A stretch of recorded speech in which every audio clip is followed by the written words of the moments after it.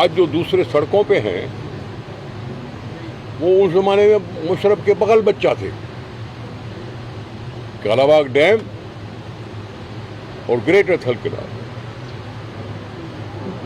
اس کے ٹائم پہ میں مشرف کے ساتھ نہیں بیٹھا تھا,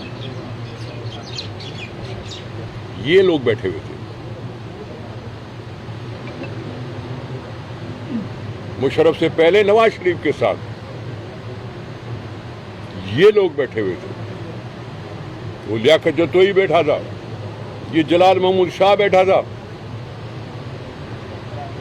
اور منصب پہ بیٹھے تھے. جب ہم کہتے تھے کالا باغ ڈیم کے خلاف ریزولوشن پاس کراؤ تو بتیاں بجھا کے مائک بند کر کے اسمبلی سے بھاگ جاتے تھے. ان کا کردار میں واضح کروں گا کیونکہ سندھ کے لوگوں کو کوئی بیوقوف نہ بنائے. ہم نے پہلے بھی کالا باغ ڈیم کو بند کرانے کی حتی المقدور کوشش کی تھی, اور میں فخریہ طور پر کہتا ہوں کہ فائنلی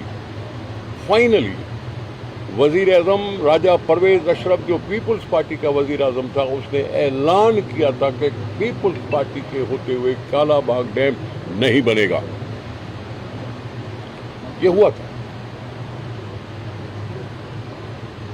نواز شریف پیچھے ہٹ گیا تھا, اعلان پرویز اشرف نے کیا تھا.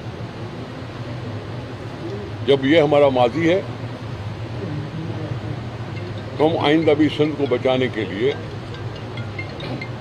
اپنی جان حاضر کریں گے.